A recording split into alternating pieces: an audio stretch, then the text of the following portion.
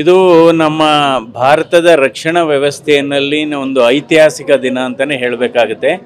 ಯಾಕೆಂದರೆ ಸುಮಾರು 9 ಉಗ್ರರ ನೆಲೆಗಳ ಮೇಲೆ ಭಾರತ ಒಂದು ಟಾರ್ಗೆಟೆಡ್ ಅಟ್ಯಾಕನ್ನು ಬೆಳಗಿನ ಜಾವ ಮಾಡಿದೆ.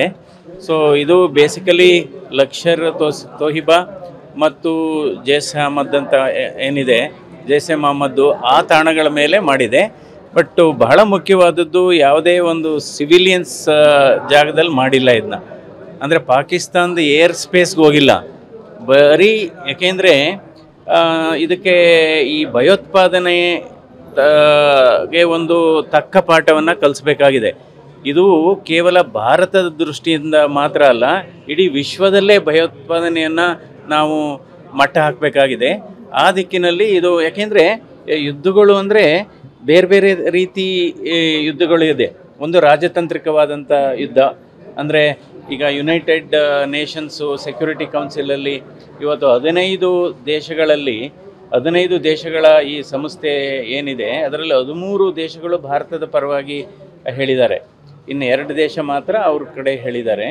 ಸೊ ಹೀಗಾಗಿ ಒಂದು ರಾಜತಾಂತ್ರಿಕವಾಗಿಯೂ ಕೂಡ ಇವತ್ತು ಪಾಕಿಸ್ತಾನವನ್ನು ಐಸೋಲೇಟ್ ಮಾಡತಕ್ಕಂಥ ವ್ಯವಸ್ಥೆಯನ್ನು ಭಾರತ ನಮ್ಮ ಪ್ರಧಾನಮಂತ್ರಿಯಾದ ನರೇಂದ್ರ ಮೋದಿಯವರ ನೇತೃತ್ವದಲ್ಲಿ ಅಚ್ಚುಕಟ್ಟಾಗಿ ಮಾಡಿದ್ದಾರೆ.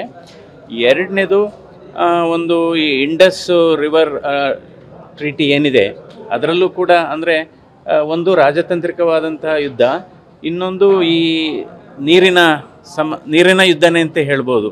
ಸೊ ಯಾಕೆಂದರೆ ಇವತ್ತು ಭಯೋತ್ಪಾದನೆ ಅನ್ನೋದು ಬಹಳ ನಮಗೆ ನಿರಂತರವಾಗಿ ಕಾಡ್ತಾ ಇದೆ. ಪುಲ್ವಾಮಾ ಅಟ್ಯಾಕ್ ಆಯಿತು, ಪಾರ್ಲಿಮೆಂಟ್ ಅಟ್ಯಾಕ್ ಆಯಿತು, ನಂತರ ಮುಂಬೈ ಅಟ್ಯಾಕ್ ಆಯಿತು. ಇದು ನಿರಂತರವಾಗಿ ಆಗ್ತಾ ಇದೆ.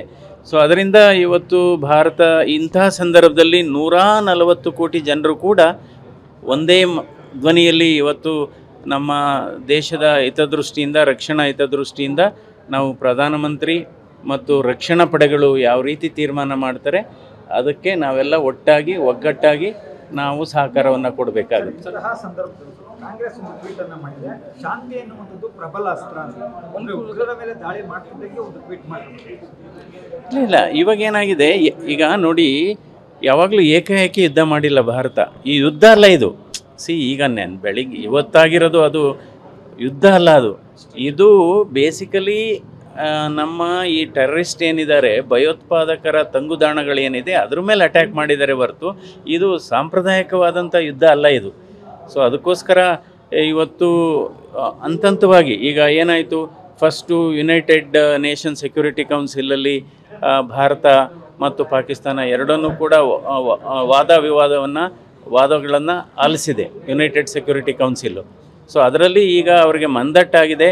ಇದೆಲ್ಲ ಪಾಕಿಸ್ತಾನದ ಕುಮ್ಮಕ್ಕಿಂದನೇ ಈ ಉಗ್ರರ ದಾಳಿಯಾಗಿ ಸುಮಾರು 26 ಜನ ನಮ್ಮ ಭಾರತೀಯರನ್ನು ಅವರು ನಿರ್ಭಯವಾಗಿ ಕೊಂದಿದ್ದಾರೆ. ಸೊ ಅದರಿಂದ ಈ ರೀತಿ ರೆಸ್ಪಾನ್ಸ್ ಮಾಡೋದು ಬಹಳ ನಮ್ಮ ಆದ್ಯ ಕರ್ತವ್ಯ. ನ್ಯೂಸ್ ಫಸ್ಟ್, ನಿರ್ಭೀತಿಯಿಂದ ನಿಮ್ಮ ಪರವಾಗಿ.